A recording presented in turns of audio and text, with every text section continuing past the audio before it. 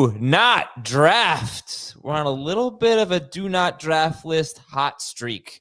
Went back and listened to last year's show. I'll tell you about that in just a moment. Welcome to the show. It is Monday, July 28th. This is Fantasy Football Today, and we've got the whole gang here. Heath, Jamie, and Dave joining. Welcome back, Heath. Hey, thanks for welcoming me back. Good trip. Great trip. Did all kinds of fun stuff. Did not rest at all, but it was a fantastic trip. That was a mistake. You're not going to rest for the next 5 months. You should. Yeah, you know, who needs rest? Well, today we're going to tell you who's on the do not draft list, which is similar to a bust list, but also in some cases it could be like, well, I don't think this guy's going to be a bust, but I've got someone ranked a little bit higher. I never take him. I just do not draft him. Let the guys explain how they went about this list. But you get the picture. Yeah, I'm excited for today's show. I'm going to try to get to your emails at fantasyfootball@cbsi.com. We do have a good Ninja Turtles related email that I'd like to get to at the end of the show. But in the meantime, guys, let's give a shout out to Aram. Should have asked how to pronounce his name. I'm very sorry. Aram. He showed me a screenshot of a draft he's doing. He had the second pick. Took Jahmyr Chase. Then he took T. Higgins. Then he took Chase Brown. Then he took Joe Burrow. He did it. The mega bagel stack. Is this a best ball draft? I don't think so. Let me see what he said. Is it an actual draft or a mock draft? It is an actual draft. Let's go. Yes. I love it. The more I think about this, the more I like it. Well, it could be best ball. It's the $20 DraftKings tournament.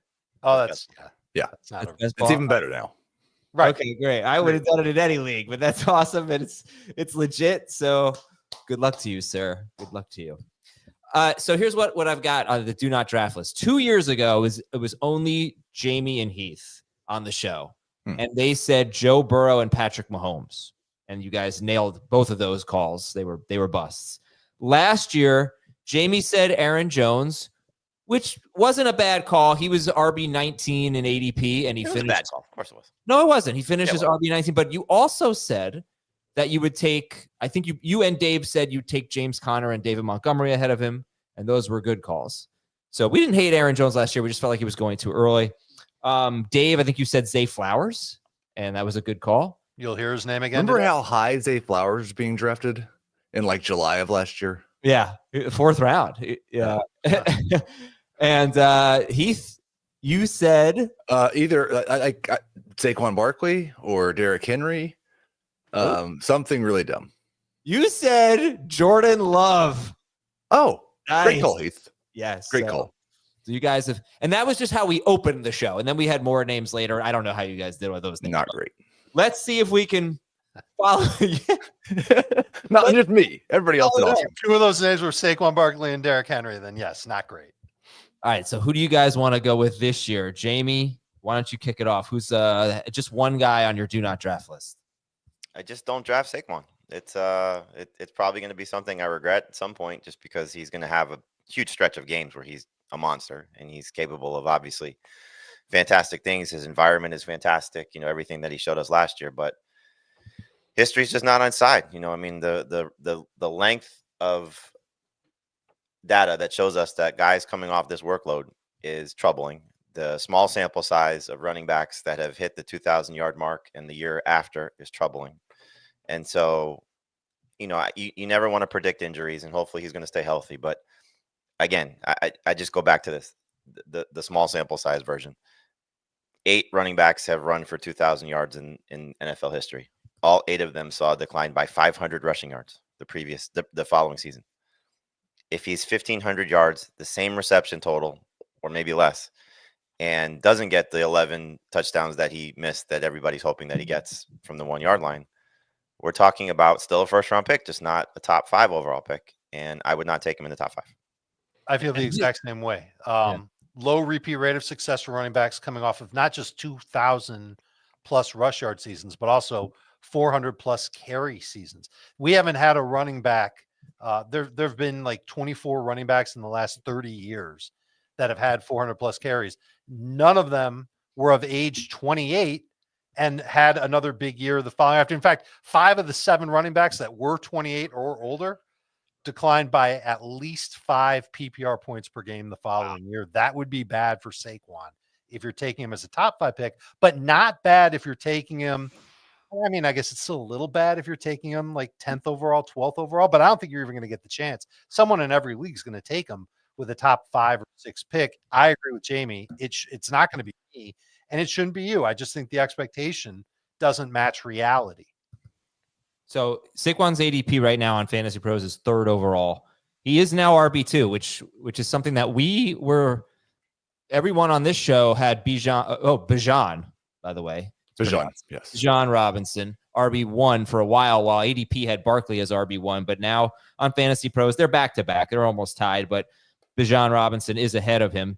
But Jamie, the question from the chat was, then where should he be taken? Because I think this is one of those where he's not necessarily a bust per se, but he's someone that you have lower than 3rd overall, and you're just never going to get him. So, Jamie, where should Barkley be taken? I have him as the 5th running back and 8th overall right now. Okay. And Dave, you guys just Dave and Heath real quick. Where do you take Saquon? He's also my 5th running back, but I've got him 9th. So splitting hairs. I have him at RB3 and I have Saquon at 5th. Wait a second. Wait, what? Oh, 5th overall, you're saying. Okay. Yeah. All right. Dave, you said Zay Flowers last year. Nice. Yeah. Job. I'm going to go with Kyren Williams this year, who I've already got him in my 30s overall, and I'm thinking about moving him behind like Alvin Kamara. Like I might get disrespectful with Kyren Williams. He's coming off of a career high 351 carries. That's regular season and postseason. Had a ton of work last year, every single game. Effectively the same amount of total touches that he had in 2023. He averaged fewer yards per carry, fewer yards per catch, yards before and after contact, fewer fantasy points per game. He dropped by over 4 PPR points per game there. He had a higher rate of negative rush yards, lower rate of avoided tackles. He had a fumbling issue, including a fumble that came back to haunt the Rams in their playoff game against Philadelphia. That was a winnable game. And he's got an unfavorable schedule coming up. And now there's question marks about this whole entire offense with Matthew Stafford sidelined. I know that the offensive line, maybe there's an issue at left tackle, maybe not. There seems to be a little bit of optimism there. I think the rest of the offensive line is fine. I'm just not sure that Kyren Williams is going to be a must-start fantasy running back. That he'll be a must-start, but it's going to be more as an RB2 than an RB1. And so this is another running back that people are going to draft before I would be willing to take him. I'm taking him 31st, 32nd. That's middle of round 3. Anybody feel strongly one way or the other? I just don't really get it. Like, how often do we get to draft a 25-year-old running back who is the clear workhorse on a team that has always concentrated touches and targets and has produced 95 yards per game over the last 2 seasons and scored 31 touchdowns in those seasons in round 3? Like he's even where he's being drafted is the 2-3 turn. It's not like nobody seems to really like Kyren Williams. I like him more than where I have him ranked. I just moved him down because I don't have to draft him that high. But he's in his prime. He's not holding out. He's been a clear workhorse. They drafted a day 3 guy. I think he's a great value. I think the last part is the best thing about Kyren. He's a great value because no matter the pro Kyren people, which, Heath, I think you're certainly on that guy on our show, and the drafts we've done and the drafts I've been a part of, I don't know about you guys, but like he seems to just go as early as like 20th, as low as like 34th, 35th. So anywhere in that range. And I think when you start to look at the running backs, really from 8 through 12, if you're looking at the graphic on YouTube. So it's Josh Jacobs, Chase Brown, Jonathan Taylor, Kyren Williams, Bucky Irving. They're all kind of in a similar situation to certain extents, whether it's not going to be in the passing game, whether there's questions about some of the backups that are going to be on the team now, which I think is the case with Kyren. It's just hard to get away from, will they give somebody else more work? And that's the unknown. And so I'm also a little bit concerned about Alaric Jackson not being there and Stafford now being banged up. So those 2 injuries are pretty hard to overlook. But then when you look at Bucky, he's got a huge offensive line injury also, and he's got somebody behind him that I think they're going to give more work than we expect in Rachaad White based on some of the reports. So it's just a matter, I think, of like where you're comfortable taking Kyren. but I think you said it best. The best thing about him is you can wait and you could still get a guy that may average north of 17 PPR points per game, which is what he's done each of the last 2 years. So he's going to go probably most likely early round 3, and I think that's pretty good.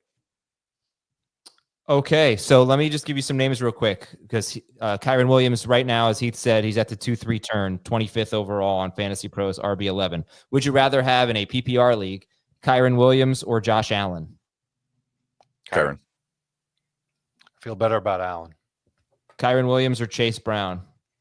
Chase Brown. Heath said Kyren. Yeah, for sure. Kyren Williams or Trey McBride? Kyren. McBride. PPR McBride, half a non-PPR Kyren. Kyren Williams or Tyreek Hill and T. Higgins? Both receivers. Yes. Kyren.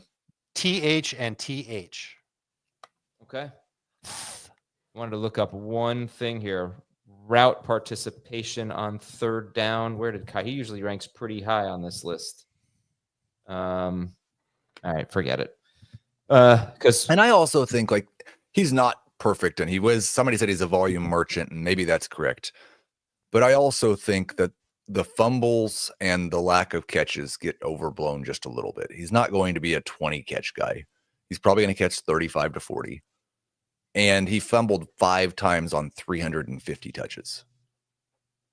This is crazy. Kyren Williams, 62% route rate on third down, which is third best among running backs last year, behind Samaje Perine and Ty Johnson. So those are third down backs. Means a ton, yes. He had 8 targets on third down, whereas Bucky Irving, 10% target route participation rate on third down, and that's like tied with Derrick Henry. He never gets used on third down, and he had 4 targets or 5 targets. So it's like, just throw him. At least it would make me think that Kyren has more target upside because he at least is on the field on third down all the time. But Well, never throw it to him. And the 32, like he had 48 targets in 12 games in 2023. Yeah. He had 40 in 16 games last year. Yeah. I mean, he's not a good catch guy, but I don't think he's not Derrick Henry. It's going to come down to how much do they like Hunter. I think they showed us what they think of Blake Corum at this point. Now, he may get a bigger opportunity this year. If Hunter is what they've been missing, which is an explosive player, and just a fun stat on him, he had more 10-yard rushes in Auburn last year than the Rams had as a team. So he had 42 10-yard carries on 42 10-yard rushes on 187 carries. The Rams had 37 on 408. No, it can't be right. 400 some carries as a team. Wow. All right. Let's move on to Heath's guy. Anyway, it's a lot. Yeah, that's a good point. I'm off on the Rams case. Whatever the Rams had as a team total, Hunter had more. There probably are a few more 10-yard rushes in college football on a ratio basis. Yeah. Yes. All right. It's just a fun stat. Yeah. He could be explosive. That's the thing. And I think the premise of the show is, Dave's just going to pass on Kyren, just as that's the thing.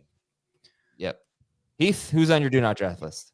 I think if you're just going to hold me accountable to this next year, I'll just stay in my lane and say Baker Mayfield, who is QB7, being drafted, I think, in round 7, maybe on all 3 of our lists in terms of not drafting based on ADP.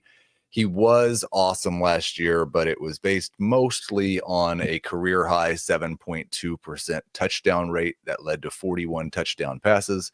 He had never been higher than 5.6%. You should expect probably him to lose double-digit touchdowns off of last year if he plays just basically the same that he did. And he lost the offensive coordinator. And so there's a little bit of a step back maybe from Baker. More importantly, there's a huge group of guys from QB7 to QB14. Don't draft the first one in round 7 when somebody just like him is going to be available in round 11 or round 12. I don't think there's great reason to think for sure who's going to be better between Baker Mayfield, Bo Nix, Dak Prescott, Brock Purdy. I'd throw Jared Goff on, and he's not even a top 12 quarterback. The counter to that would be, but Baker was so much better than all of them last year. He was QB3, I think, per game last year. So that would be the rebuttal. Right. 1 year of his career, he stood out. because he had an insane touchdown rate, and then he lost his offensive coordinator. I get all that these last arguments. part though is a little bit could be misleading because yes, he did lose his offense coordinator. They hired somebody on staff who was the pass game coordinator. It could be a seamless transition. Could be awful. Could absolutely be awful. It's not like they're bringing in somebody else out of the building, and so Right. a lot of the concepts will be the same. You know, you hope that there's somewhat of continuity. And how much did Josh Grizzard plan the entire passing attack that Liam Cohen used? I would probably lean against that, but you know, it's still potential that that's what his job was to coordinate the passing game, and that could certainly help Baker. I think the one thing about it, and again, I don't think it's a problem for putting these guys all in a similar category because there's upside downside for all of them. The nice thing about where Baker's coming from, for me, twofold. One, they added to his offense. They didn't take away from his offense. Now there's injuries clearly with Godwin and Wirfs, so something to keep an eye on there. But they added to his offense. And we sit here and we talk about how great of a year he was. He lost a half a season of maybe his best receiver in Chris Godwin. He lost 4 games of Mike Evans, and he had 4 games where he didn't have both. And he still was able to sort of manage through that. If he was playing at the level that he had through those 4 games with those guys, or certainly Godwin rest of the season, we may be looking at QB1 from a year ago. So how far do you want to drop him? How much do you want to avoid him? Again, that's up to your personal preference. But the year that he had a year ago, again, maybe an anomaly. Could be the fact that he's finally in this great offensive environment and changes clearly. But I don't know. It's hard to overlook what he did last year, what he did at the end of 2023, what he has around him this year. And for me, I don't want to reach for him, but I certainly don't have any problem targeting. The problem is that you might draft with somebody who does reach for him because that's what the ADP suggests. Yeah, and if that happens, you're not going to cry about it. Does it though? Because you think 71st, you think 73rd overall is reaching for Baker Mayfield? Because that's I think it's one thing to talk about the guys behind him. It's another thing to talk about the guy going right in front of him. So that's Mahomes. Mahomes is going a full round ahead of him. Right. And so who's the worst value and who's the worst fantasy quarterback at this point? You can make the argument. It depends on how heavily you weigh last year versus the entirety of history. It's not just last year. So that's the thing. It's it's not just last year for Mahomes, but it was just last year for full season, yes. But you could, if you wanted to be on Mayfield's side, you could look at the last 6 or 7 games of 2023. He averaged last 7 games. He averaged 24.9 fantasy points per game, including the playoffs, in 6 point per pass and touchdown leagues. Then he was even better than that this year, but it seemed like something clicked, and I think it was getting Chris Godwin involved. Godwin had that game. We always talk about it against Carolina where he didn't have a target. And then after that, Godwin was really good, and Baker Mayfield was outstanding. He also had some pretty easy opponents in that stretch, and he had some pretty easy opponents last year too, but and he probably will this year, as I know Dave likes the NFC South schedule. So it's kind of a year and a half of Baker Mayfield doing this. We do have to take a break. I didn't know there might have been one other thing I wanted to mention about him, or we could just move on. But I guess what I wanted to say about Baker, and I'll get your take on this after, is I had been thinking he was going to be a bust because I thought he was going to go around 60th. I'm a little surprised that he's going 72nd overall. Kudos to the people out there for being cautious with Baker Mayfield. But you guys sticking to that before we go to break, 72nd is still too early for Baker Mayfield. 82nd is too early for Baker Mayfield. Okay. It's the start of the range for him. In CBS, he's a full round ahead of any other quarterback behind him, and he's 60 picks ahead of Jared Goff. Yeah. You mentioned the touchdown rate, also the completion rate, the rushing yards. The rushing yards were way too high last year. He led the NFL in fumbles, and he only lost 2 of them.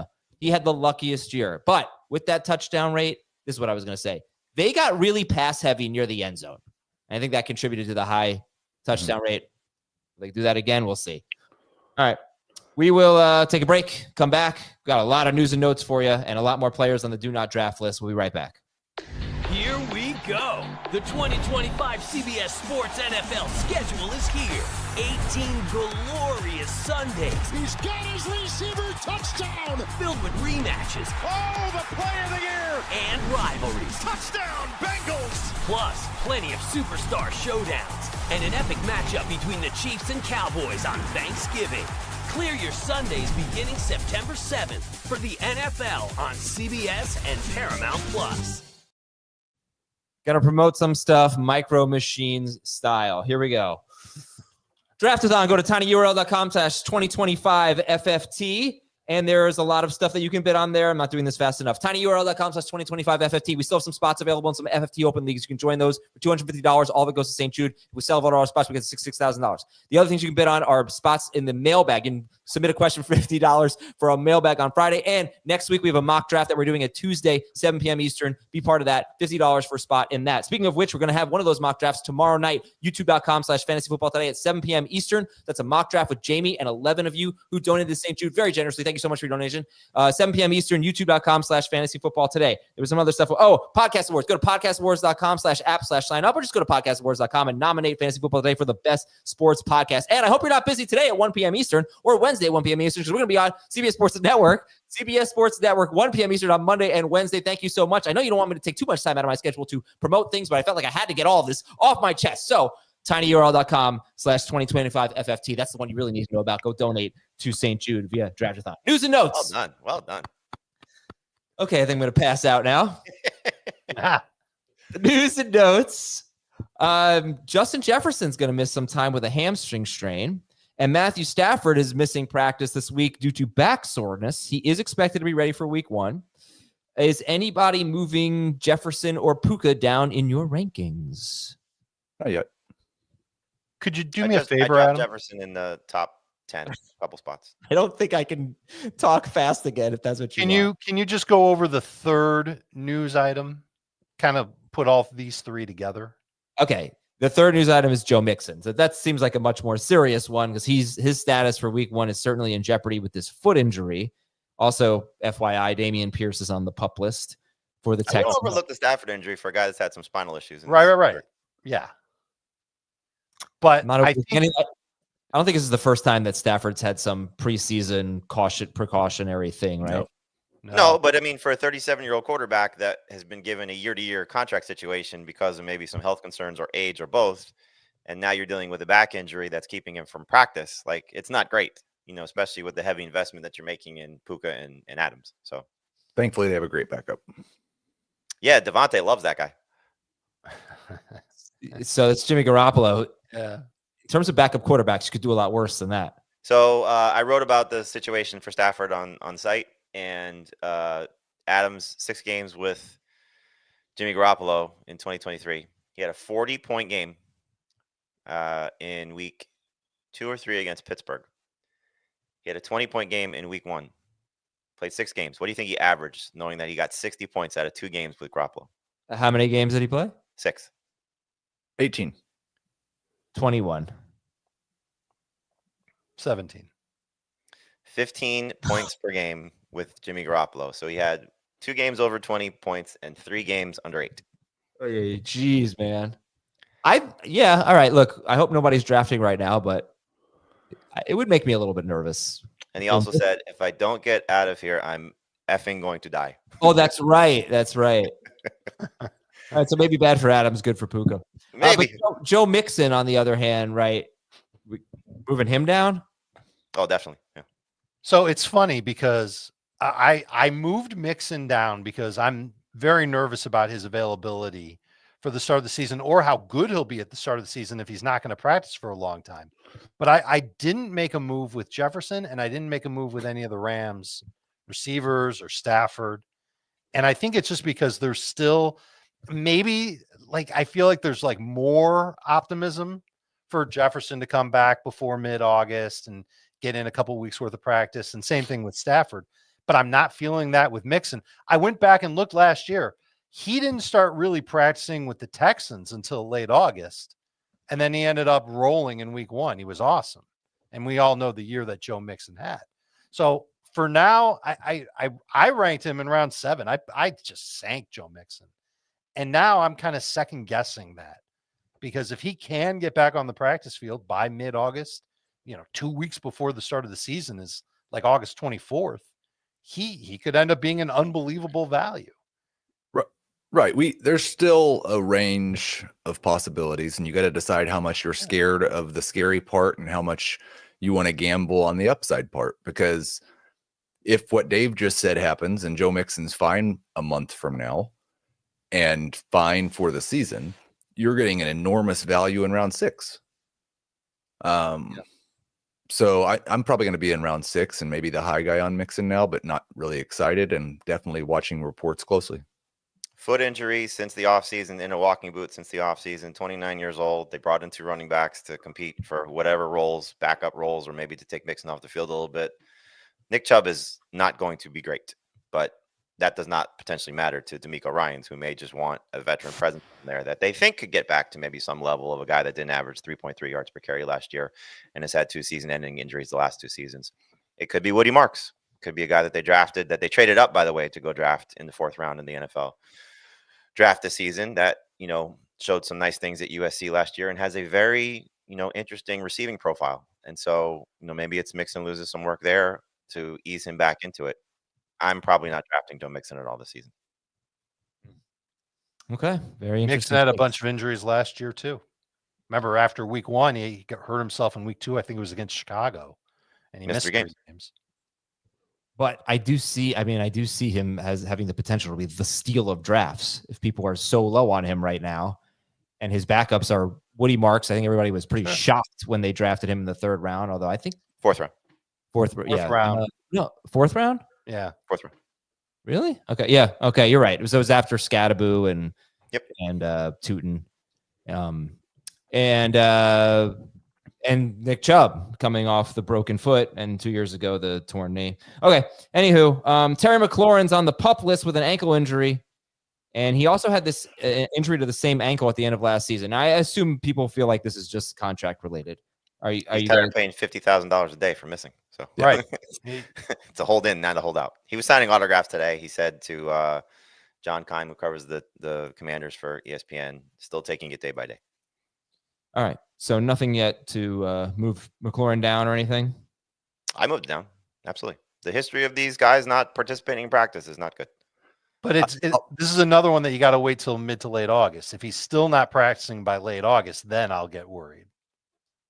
Yeah, I'm not moving him down yet, but I will, and probably maybe mid-August instead of late. But I'll give him a couple weeks.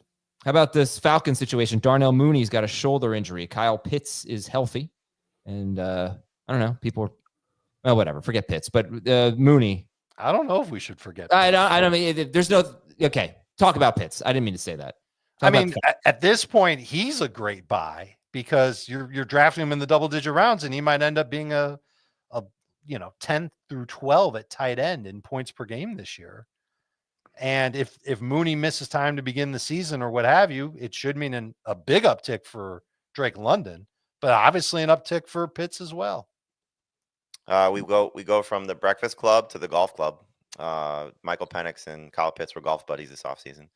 So they spent a lot of time together. First thing that Penix said when he took the podium last week was, got KP the ball a lot today and expect to see a lot of that. So quarterback is obviously very in on his tight end. There's a huge opportunity here. And if you look at it, Mooney doesn't sound like Mooney's going to miss any time in the regular season. They're just being cautious. So just keep an eye on that. This is somebody that I will be buying the dip on because I'm excited about Mooney this season. But just again, great opportunity. They signed DJ Chark. So we'll see what they do there. They did run last year the highest percentage of 3 receiver sets of anybody in the league, 88% of 3 receiver sets. In that scheme, it was Ray McLeod, who I believe did not catch a touchdown last season, but I think had 50-plus receptions, if I'm not mistaken. So we'll see who steps up in place of Mooney, whether it's most likely Hodge or Chark, but it's a big opportunity for Kyle Pitts. And so this does not mean by any way, shape, or form you should be excited to draft Kyle Pitts. But as Dave said, late round pick. Yeah. Similar to Kincaid. I think both those guys are very, same type of situation. Like you can get maybe a top 10 tight end with your last selection. And there was I know, Josh. Go ahead, Dave. I was just going to say you should probably not make him your only tight end, but put him on your bench to start the season. Why not? Go ahead, Heath. No, there was a quote Josh Kendall had from a team source said they have basically a 0% concern about Darnell Mooney missing time because he's the smartest player on the team. Yeah. Oh, how about that? Okay, Heath, you get the next 5 news items. Here we go. We're going to go fast here. Josh Palmer having a good camp for the Bills, according to The Athletic. Wow, that was really nice of you, Adam. Super excited about that. Keon Coleman's making great catches in the rain. Elijah Moore gets hyped up and then misses time with leg injury. I moved Josh Palmer up, I think, 2 spots, and he might be in round 13 for me now. Cleveland quarterback Kenny Pickett hurt his hamstring, so that's not good for him in this competition. It really had seemed like Shedeur Sanders was 4th, but he'll get some more reps now if Pickett misses time. How about this, Heath? Brian Schottenheimer, head coach for the Cowboys, said Javonte Williams could share carries with Miles Sanders at the start of the season. I expect some sort of committee there, and if he's sharing carries with Miles Sanders, that's probably good news for Javonte Williams based on what Miles Sanders has been the last couple of years. And they signed Jake Ferguson to a 4-year, $52 million deal. Pitts or Ferguson? Who would you rather draft? Ferguson. Dave, Jamie, Pitts or Ferguson? Ferguson. Okay. Traylon Burks, such a tough career for this guy, man. He fractured his collarbone. So that's just disappointing to see. The Bengals did finally sign Shamar Stewart, their first-round pick, edge rusher.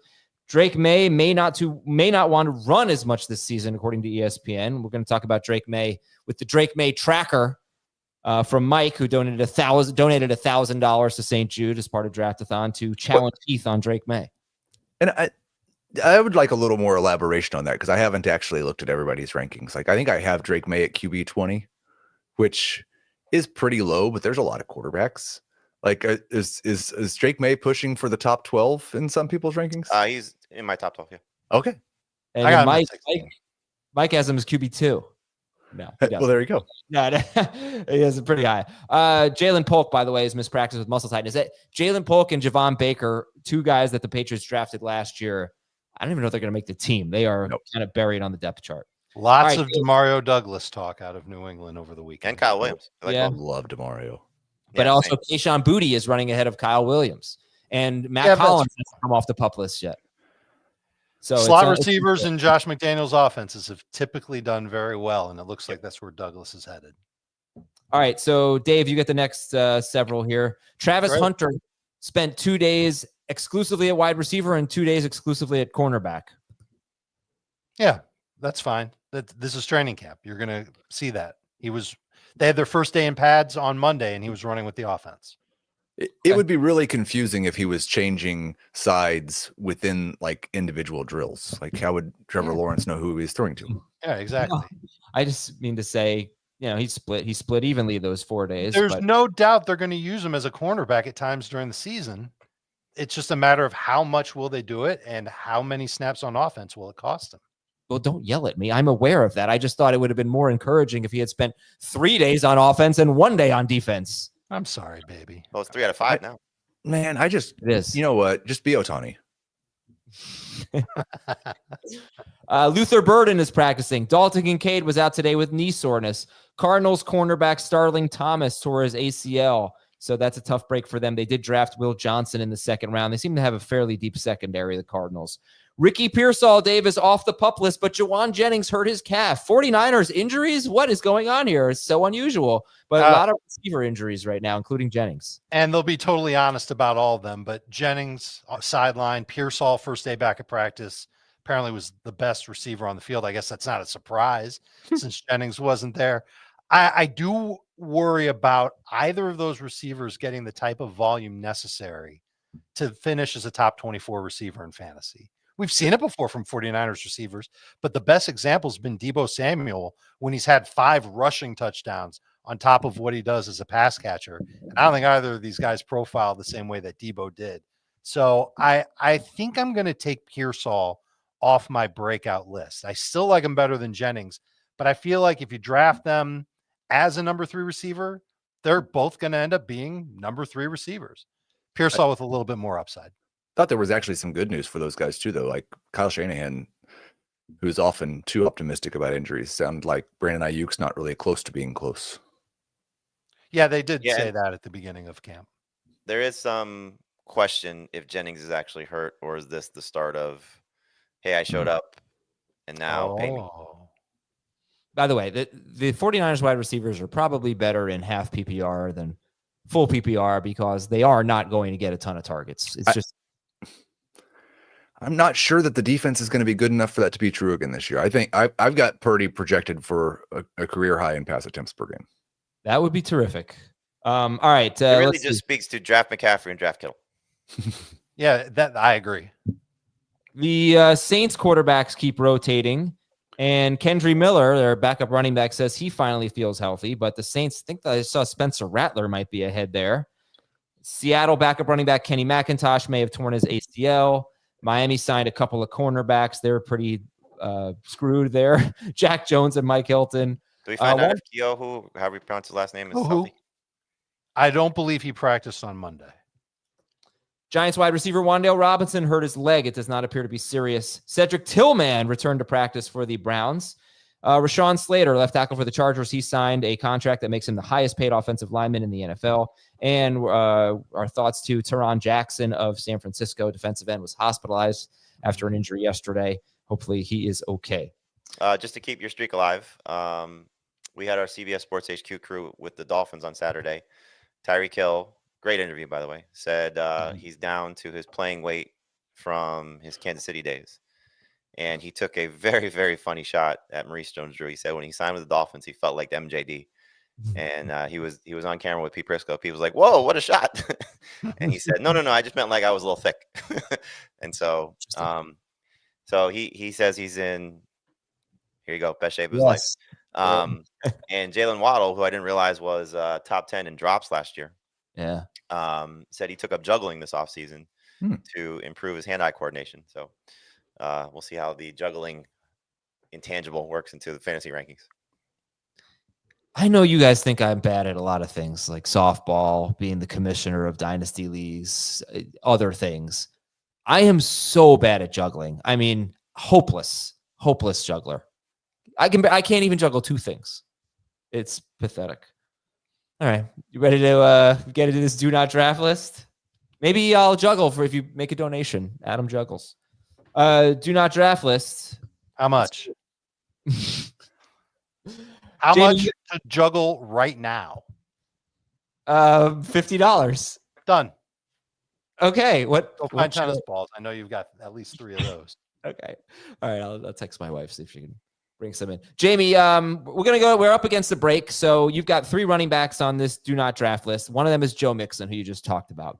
Breece Hall on Fantasy Pros, his ADP is 33rd and he's RB 14. Breece Hall, 33rd overall, RB 14. Aaron Jones, 68th overall, RB 26. So you want to talk about Breece Hall and Aaron Jones and how you feel about them? Hall is mostly just because of where he's getting drafted. I would take him in round 4, but I never see him in round 4 unless it's our drafts.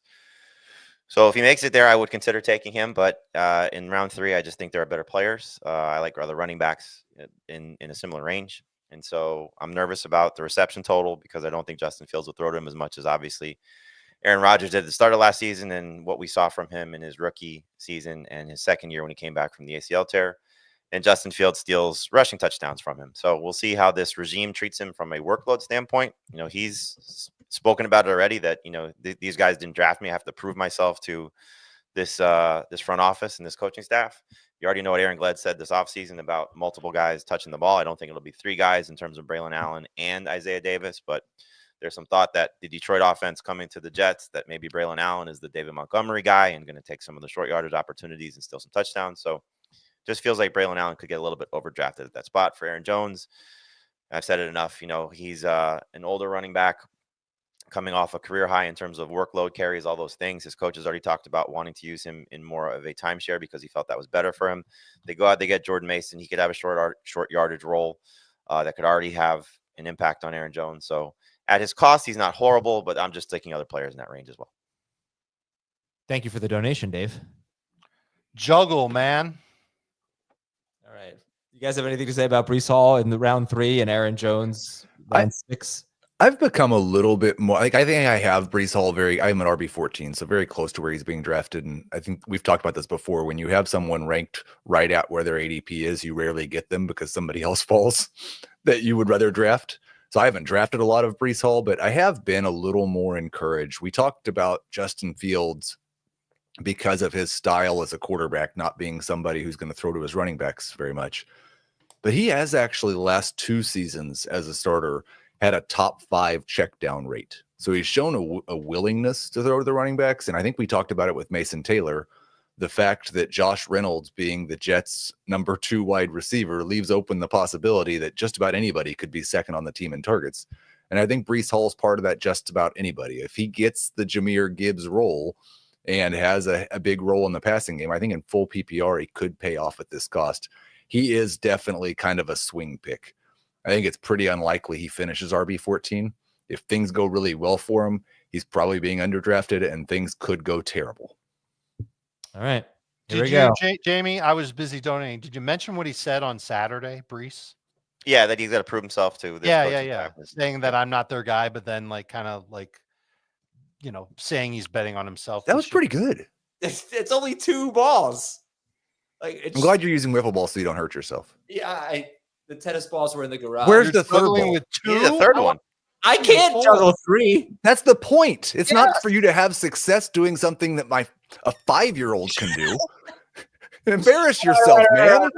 I'll go get the third ball. We're going to take a break. We'll be right back, and we'll do Jamie's wide receivers, and I'll get the third ball after this on FS2. This show is going to be 2 hours. When you need your sports news all the time, we've got breaking news to bring to you. CBS Sports HQ gives you a snapshot of all the sports that matter to you. When you need your sports in a snap, find it on CBS Sports HQ, streaming free anywhere you are. Yeah, we're completely screwed when it comes to time here. That was good pace though on the last one. I like that. You got 3 wide receivers. You got a couple guys going 3-4 turn or into round 4. Terry McLaurin and Mike Evans, 36th and 40th respectively for McLaurin and Evans. Wide receivers 17 and 19 respectively. And then you got Zay Flowers, who's going at the 5-6 turn, 61st overall on Fantasy Pros as wide receiver 28. McLaurin, Evans, Zay Flowers are on your do not draft list. Yeah, McLaurin with the hold in just makes me nervous. I don't like what we saw from the guys the last 2 seasons that have been holdouts and hold-ins. Again, small sample size, but just not great from their production, injury, overall scenario. So the sooner he signs, the better, but I'm probably not going to draft a lot of Terry McLaurin, especially at his cost. We'll see how far he falls, though. In the case of Mike Evans, you know how I feel about this. 32 years old. When everybody was healthy last year, he was at 14.3 PPR points per game in the first 7 games with Chris Godwin. He was a monster to close the season. He's obviously going to benefit the longer Godwin's out, but now they add Ibuka. So we'll see how that impacts Evans. Just another guy at his age and his cost I'm probably avoiding. And Zay Flowers is just too much of a crowded offense for the Ravens. Look, he's got all the talent in the world, but you're talking about the addition of DeAndre Hopkins, who, fell and seems to be healthy, at practice. Andrew's still there, talking about a likely breakout season.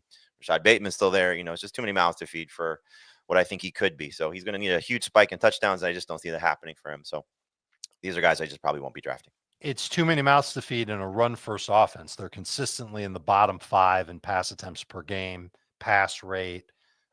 This is a team that loves to run the football. And what do when they're inside the 5? They're not going to think of Zay Flowers. I think he's got 1 touchdown in his career inside the 10. It's not going to happen. He's not going to get the volume that we want. It sucks because he's super talented. He had 2 last year. I had him at 7 yards and 8 yards out. Okay, so that's inside the 10. Maybe it was inside the 5. Yeah, quite possibly. All right.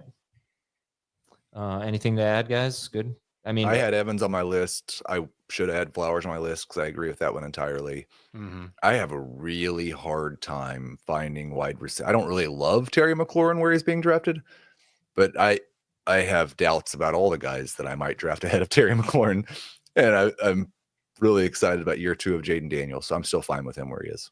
What's the range? Who are the other receivers that are there for you, Heath? Devontae Adams, Jackson Smith and Jigba, DJ Moore, DK Metcalf. Okay. I don't love receivers that have a lot of volume potentially attached to them. Well, I think if you look at that range, and you're coming back, if you have a late pick in round 1, you're in a 12-team league. Mhm. The round 3-4 wide receivers, you might not love them. Garrett Wilson, Devontae Adams, JSN, McLaurin, Marvin Harrison, Mike Evans. I don't know. Maybe you do. It's beauty's in the eye of the beholder. The only one that I love there is JSN for me. I don't know how you guys feel. If I could, to say we can get this guy 36th overall, who would you just be so happy that you get? JSN is my favorite of the group. I'm just curious it's almost like what you said about Baker, Heath, like, the quarterbacks in that range. Mhm. I'm surprised that you like McLaurin, because it feels like the way that he had the spike in touchdowns, because almost everything else stayed the same for him. His numbers the previous 4 years, catches, yards, Mhm. almost identical. And then he has this huge spike in touchdowns, obviously with a quarterback change, which makes total sense. But can he do that again and still, if his other metrics don't change, and that's the question I have, is like, will we see a spike in receptions? Will we see a spike in yards? And I think for Daniels, I feel like he's going to be like Lamar. He's going to get his numbers without one guy carrying him there. He's just that good. And I just want to clarify, I don't really like McLaurin there. I can't get to moving any of the. I don't really. I would agree with more with what Adam said. I've started a lot of drafts running back heavy, but the one place I don't want to do that is drafting at the back of round 1, because I don't like the wide receivers in that range. Have we heard? And again, I was out of town last week, and I've been trying to catch up. Have we heard anything about Cooper Kupp? Yeah, it sounds like he's going to be their primary slot guy. That I would feel better about JSN if Cooper Kupp was not Cooper Kupp, but I'm still I'm the high guy on Kupp. So Okay. All right. So you know what? Let's go to Dave's list here. And there's actually a lot of overlap, right? So Dave also has Saquon Barkley on his do not draft list for the same reasons that Jamie said. Heath is comfortable with Barkley 5th overall. Dave and Jamie have him either 8th or 9th. So it's not that we hate Saquon Barkley. It's just we're probably not going to get Saquon Barkley. You talked about Kyren Williams. You agree on Joe Mixon. You agree on Terry McLaurin. You agree on Baker Mayfield. You both have Brock Bowers. I don't have Mayfield on my list. Okay. I do. Heath does. Sorry. Yep, you're right. That was confusing the way I said it. You agree with Heath on Baker Mayfield. You and Jamie both have Brock Bowers. Heath does not. So we can talk about Brock Bowers going 19th overall as tight end 1. Too rich for Dave and Jamie. Not if he's for 19, Heath. I'm fine with it. What's 16th was too high for you? 15 is too much for me. Okay. Those 4 picks, it's just I can't do it. I think 19's too high. Valid. It's valid because it could be a big drop off of player from 16 to 19. I So get it. Jamie's just right on Brock Bowers at 19. Dave's too high. I'm too. I think it's a great value. All right, let's I look at it. Dave, Yeah, I don't worry about his volume falling off like the other guys do. I don't think. I definitely know the Raiders aren't going to throw as much as they did last year. That they can't. It's Pete Carroll, and we know what he does. Chip Kelly, we know what he does, and they just drafted Ashton Jeanty. So to me, I think there's going to be a small target crunch for Brock Bowers, where he's going to need to be even more efficient than he was last year, score more touchdowns. They did last year, and he might do all those things. This is another case of a player who I want on my team.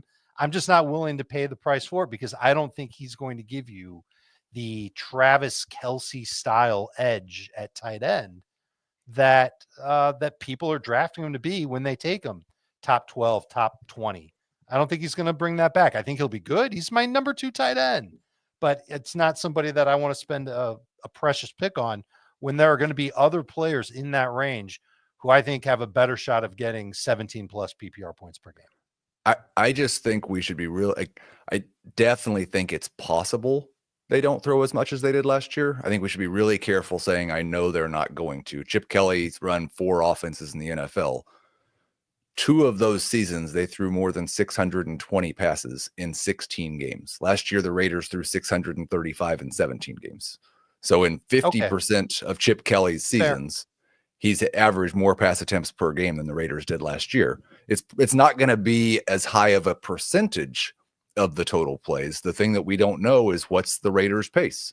Does Chip Kelly, do they have a really high pace? If they do, they could maybe just lead the NFL in plays like Kelly's done in the past, in which case probably most of the Raiders are good values. I'd like to think that Chip has learned a few things since his first go around in the NFL. and that he won't push that pace all the time. He was doing that all the time. Well, he's also Now- not the head coach now too. So That's true. Right. And Oh, Pete we gotta Carroll remember- might say, yeah. Right. But it's Pete fair. I Carroll- shouldn't say that they're definitely going to be, but I think they will. Okay.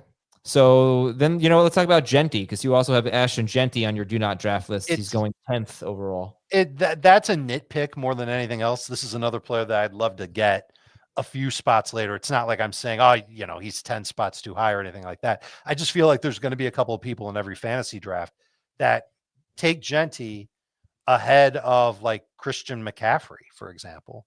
And I get it. You want the new hotness over the old school, but we know what the old school can do, especially in the case of McCaffrey. If he's right for a full season, there's no reason to believe that he's not his old self anymore. So I don't want to reach for Jeanty is really the point of that. Yeah, I'm reaching. You got to get you a Raiders jersey, bro. Like generational talent. I expect much improved offense. I don't see any actual competition for him.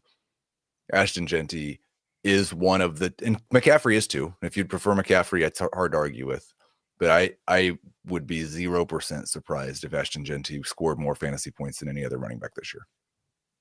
I just want to read you a somewhat off subject conversation. I had a text conversation I had with somebody who has the 4th pick in his draft. He's a casual player. He plays one league, maybe 2 leagues every year, and he loves it.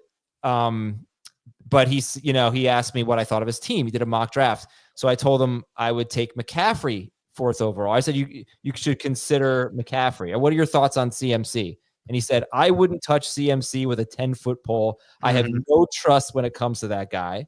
I called him a wimp. He said, but I didn't know how to spell wimp, if there was an H in it or not. So he corrected my spelling. And then he said, the guy doesn't play more than he plays in his career. Why would I use a first pick on that? And there's going to be a couple guys in every draft that are like that. If not more than a couple, right? That's going to be a prevailing sentiment on McCaffrey. All right. So you've got Barkley, Jeanty, Kyren Williams, Joe Mixon. All right. Let's see. How about you and Heath can duke it out again on DeAndre Swift? I'm warming up to DeAndre. I mean, I got to get there, but I still don't love the ADP being in round 5. I think he's round 6. Still at best. I don't think he's going to be the short yardage guy. I'm starting to get a little bit nervous about just the Chicago offense in general. There aren't great reports coming out of Lake Forest about how they've been operating, and it's early and it's a new offense, but I can't remember who it was, but there was a player on the team that said, yeah, we expect it's the first year in the offense. We'll get it. We'll be better at it next year. Next year, like you need to get better. Right. You need to get better like in a week.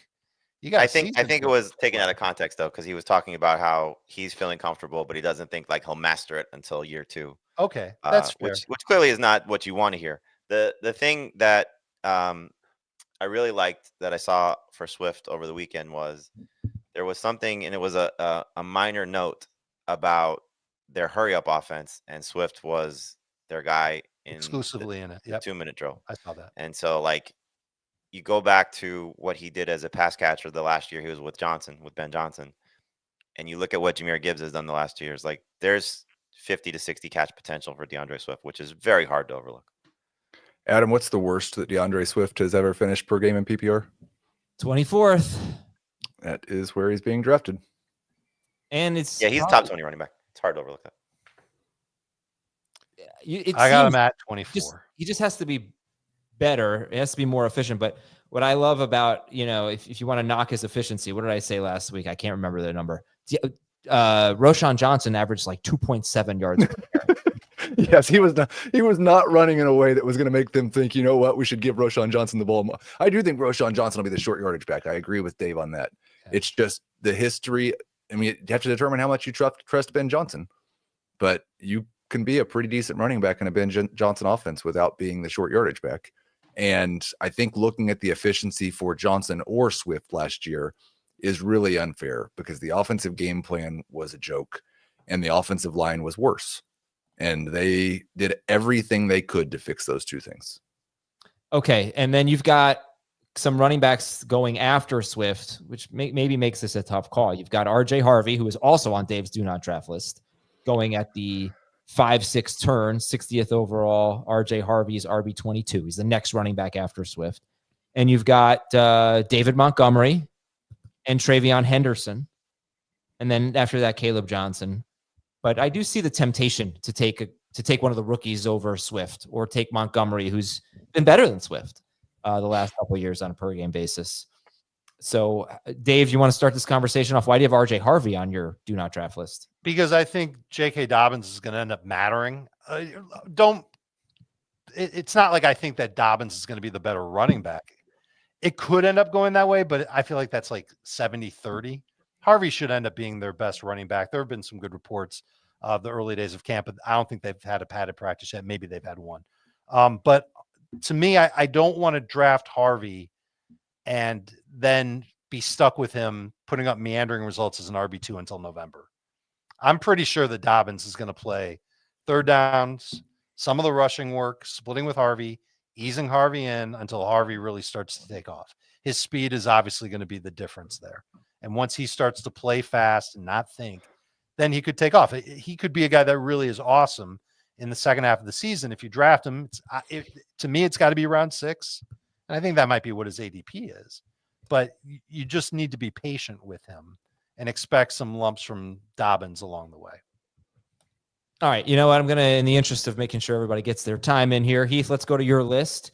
And let's talk about, a guy who's also on Dave's list. You want to just talk about Quinshon Judkins, who's still not at camp, got the legal issues, obviously. Is he just, what are you talking? When would you even consider taking Quinshon Judkins? It'd have to be the double-digit rounds for me. It seems like a lot of the talk is about how he's going to get suspended early in the year, and then you'll have a great running back in the second half.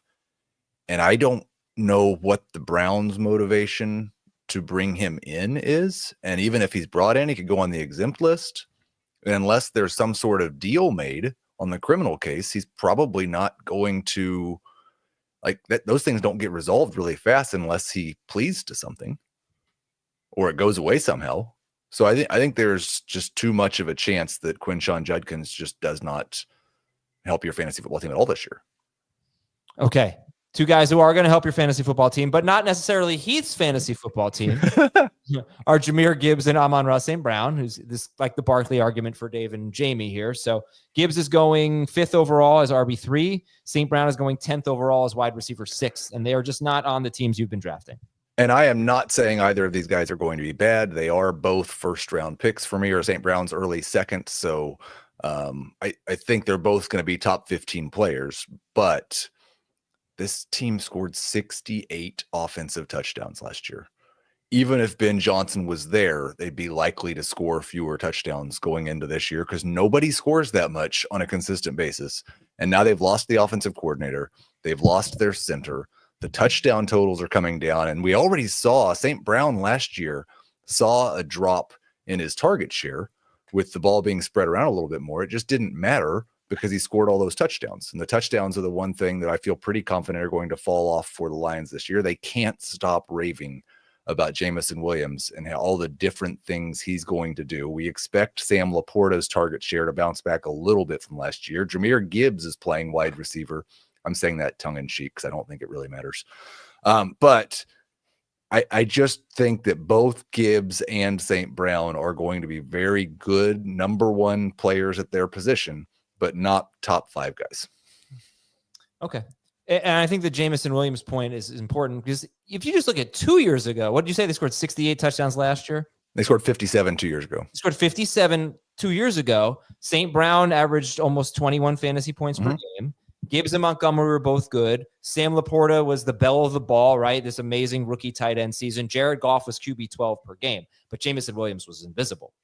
And, you know, I think you need, and you've made a good point a week or two ago that it could be that I'm not right about, or I'm right about the Lions having some aggression, but the only guy it affects is David Montgomery because he just disappears. And I think that's what Gibbs needs, either another Montgomery injury or for Montgomery's role to really shrink, because he's not been as good as his ADP when David Montgomery's been healthy. Yeah. And I don't think that's going to happen. I think I was saying that as like the hypothetical possibility. I think Dan Campbell loves David Montgomery. right? And He loves that role. He Yeah. definitely. I mean, it's two running backs during his regime with Jamal Williams and Montgomery. I think the one thing though about the receiving situation is very interesting because they're actually putting it into play so far in practice. Like everybody that's watched practice has said he's moving everywhere and not losing any of his running back snaps in terms of Gibbs. So like 52 receptions each of the last 2 years on the dot. Can he get to 60 plus? It's possible, and then I think it's very, very intriguing, like what's going to happen to him if Montgomery stays healthy the entire season. Like how much of a frustrating situation could it be for anybody that passed on any of those guys ahead of him? McCaffrey, Barkley, Achane, Jeanty, all those guys that are going to be in the first round, and how much buyer's remorse do you have? But if Montgomery does miss time again, which has been each of the first 2 seasons of Gibbs' career, and he's been the best running back on the field when that's been the case. Like if there's a significant injury, and we had it in playoff time last year for the Lions, fantasy playoff time. I mean, Gibbs is the best player in fantasy. Yeah. Oh yeah. Period. And If this is Montgomery- a new wrinkle that they're using in their offense, having both running backs on the field. Jamie, you referenced it, and Gibbs running wide. It sounds like they are making changes to their offense that scored 68 touchdowns last year. I don't know if they're going to be great, but John Morton is definitely coming in and making some changes. Jamo's role is changing, and Morton talked about that on Monday. And the using 2 running backs at the same time, I think we're going to see a lot more of that this year too. That's very good for Gibbs. Would I be crazy to have Amon-Ra St. Brown as wide receiver 8? No. 8? Yeah. No. I do have him as wide receiver 8, I believe. So you have Brian Thomas ahead of him? I do. Yeah, I don't think I've drafted St. Brown once. Well, I think that's the other thing is I'm low. I've come around on JMO, and I think I have him about where Dave and Jamie do. I'm low on Gibbs, St. Brown, and Laporta, and there's probably one of those guys that I'm wrong about. I think 2 of those guys are being drafted too high. Mhm. I think the one thing, Heath brought this up about the change in center. Jared Goff is not a mobile quarterback, and mobile quarterbacks do not like pressure up the middle because that's where they struggle the most. And is it going to be something where they have to get the ball out of his hands quicker? And you don't have all this fancy stuff that Ben Johnson was doing, certainly the crazy plays. But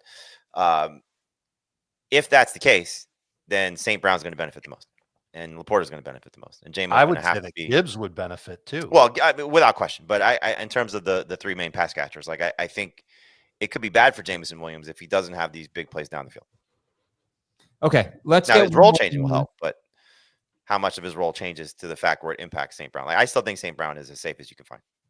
You've also got Mike Evans on here. You've got Rashee Rice, who's going 44th overall at wide receiver 20. Real quick, when would you take Rashee Rice?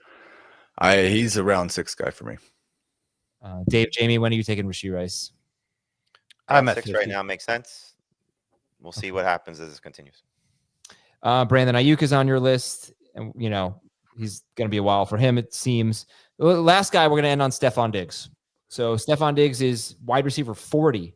He's going 89th overall, which seems pretty high for wide receiver 40. And I looked on CBS. I think he's 84th. I think he's the end of round 7 on CBS. Wow. Fantasy Pros is kind of high on wide receivers. I wonder where Diggs ranks among receivers. I'll check that on CBS. But when are you comfortable taking Diggs? I'm moving him up because it does seem like he's healthy. I still don't like that Demario Douglas seems to have the slot role. And I don't think that the Patriots pass offense is going to be good. It's going to be better, but I don't think it's going to be good. So I might take him in round 9. And he's actually wide receiver 42 on CBS. So it's almost identical ADP, 89th over. So you're about a round behind this ADP. Mm-hmm. Dave, are you even maybe a round ahead of this ADP? I am. 7? Wow. Yeah, round 7. He's my wide receiver 36 ahead of the 49ers guys, Debo, Addison, because I'm expecting a suspension for Addison. Otherwise, I'd probably have Addison ahead of him. I think he's got a great shot to be the target leader and the receiving leader for New England. And yeah, we've seen him play in that role before, and he's been really good. And you're able to draft somebody like that at an unbelievable value if it's round 7. He could end up being like, he could squeak into the top 24 if he stays healthy all season. If he gets north of 7 targets per game, just sounds like the perfect type of receiver to help a second-year quarterback play better and get better numbers. I need a ruling from Jamie because I think he turns 32 like week 8. November. So he's going to be he's 31. Might be week 12. So is he a 31? Because that's the other thing is even though it seems like he is healthy right now, I have a really hard time trusting a guy at that age coming off of an ACL. Yeah, So dude. it's funny you say that because 2023, his numbers went in the toilet right around his birthday when he turned 30. 2024, he suffers his ACL tear just before his birthday. So heading into age 31, like maybe the time is you draft Stefon Diggs and you trade him like early to mid-October after a strong month. I do think. Well, you know, it seemed relevant. All right, go ahead, Jamie. Sorry. Yeah, talking about injuries and birthdays again. Yeah, you missed a doozy of a moment last week, Heath. What did he do? Talking about Justin Fields. Justin Fields had carted just off the got field. hurt in practice and got carted off practice, and that's when He Adam asked- decided to play He Happy asked Dave about Birthday. his birthday. You mentioned it's Dave's birthday, so he starts playing the Happy Birthday song as Dave is mid-answer about Justin Fields and the toe injury. Happy birthday, Dave. It was gross. Yeah. Adam, But in terms of can't Diggs, I help it. think what you said is very applicable in regards to Douglas because last year, for an older receiver coming off of a down season, he played the most snaps he's ever played in the slot. Certainly in the last 3 seasons. I don't know about early in his career in Minnesota, but from what I thought I read, most slot percentage of his career. Mm-hmm. And at 31, heading into year 32, does he have as much success on the outside in a Josh McDaniels offense? And so he's going to see time in the slot. It's not just going to be DeMario Douglas. If Douglas struggles in that role, then maybe we see Diggs a little bit more there. But that's the thing I can't get over. 32, ACL tear, different role. Like how much will this play out for Stefon Diggs? You're being way too cautious. You have to have 2 balls in the air at the same time if you're juggling. You can't just be throw one to the other hand, then throw another one. We need to see multiple balls in the air. All right. You failing is what the people are paying for, Adam. This is legit. I am really trying. okay. Oh, I can't do it. I feel like you're throwing the second ball too fast after the first. You need to wait like a. But now they're all over the room now. All right. Can you juggle? There's so many jokes that we get fired for right now. Yes. There's been some good ones in the chat. Like this one. We love Adam. Thank you, Lou. I appreciate it. This is pathetic. I think we should go now. Dave, thanks for your donation. My pleasure. I had a bunch of emails. We'll try to read some tomorrow. Wednesday, Dan could juggle with one hand better than Adam can with 2 hands. Probably Dan would say that. Dan would say, yeah, he would probably say that. And he would bring up some episode of Curb Your Enthusiasm where they juggled. We'll talk to you tomorrow. And Wednesday, we start our position previews. Quarterbacks on Wednesday, tight ends on Thursday, mailbag on Friday. Next week, we'll do running backs and wide receivers and mailbag, of course. And have a great day, everybody. Talk to you soon.